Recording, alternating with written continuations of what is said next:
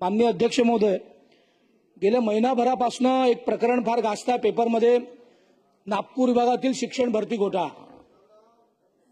जवळपास एक निवृत्त शिक्षण अधिकारी होते सोमेश्वर नेताम, ते दिवंगत झाले। त्या दिवंगत अधिकाऱ्याच्या बोगस सह्या घेऊन जवळपास सन 2012 ते 2019 दरम्यान काही शिक्षकांची भरती केली गेली।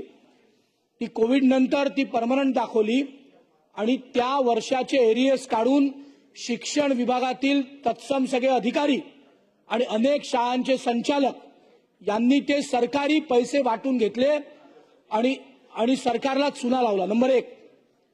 नंबर 2, या प्रकरणात फौजदारी गुन्हे दाखल करावे असे शिक्षण आयुक्तांनी निर्देश दिले होते, त्याच्यावर कारवाई झाली आहे का? नंबर 1 माझा पहिला प्रश्न।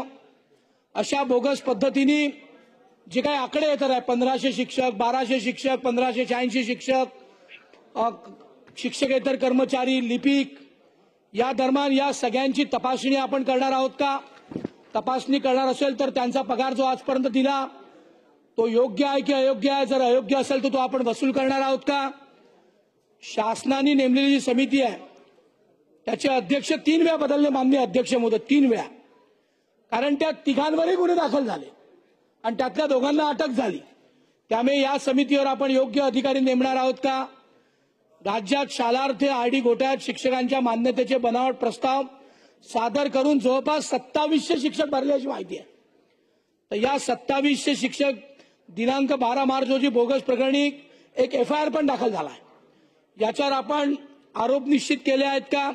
जी SIT आपण निश्चित केली आहे त्या SITत हा सगळा विषय समजणारे अधिकारी आहेत का? कारण एका डिसिप्लिनच्या माध्यमातून SIT आली, मग काही अधिकारी नेमले गेले, मग परत काढले गेले। त्यामुळे आपण योग्य ही SIT करून त्याची योग्य माहिती आपण या सगळ्या सदनासमोर आणणार आहोत का? आणि जे दोषी असतील, अधिकारी असतील, शाळा संचालक असतील, रिटायर्ड अधिकारी असतील, त्या सगळ्यांवर आपण ही कारवाई करणार आहोत का? आणि शेवटचा माझा प्रश्न की नुसता नागपूर विभाग नाही तर महाराष्ट्रातल्या इतरही विभागांमध्ये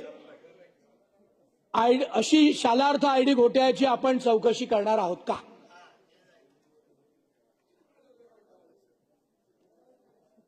अध्यक्ष महोदय, नागपूर विभागामध्ये बनावट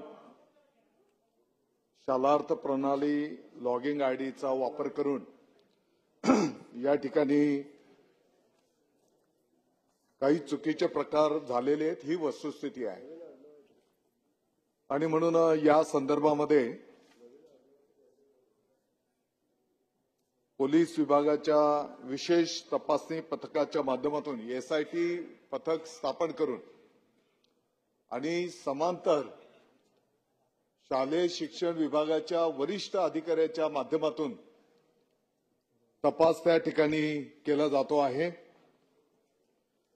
साधारणतः आतापर्यंत 19 लोकांवर फौजदारी कारवाई झालेली आहे। शालेय शिक्षण विभागाच्याही माध्यमातून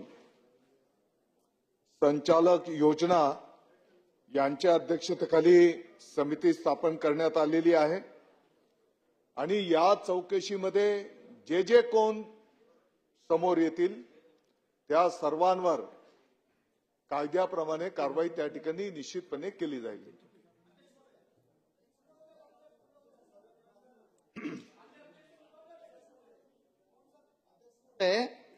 हा प्रकार जो आहे आता जस्ट मंत्री महोदयांनी सांगितलं, जे दोषी आहेत ते, याच्यात एकही एज्युकेशन ऑफिसर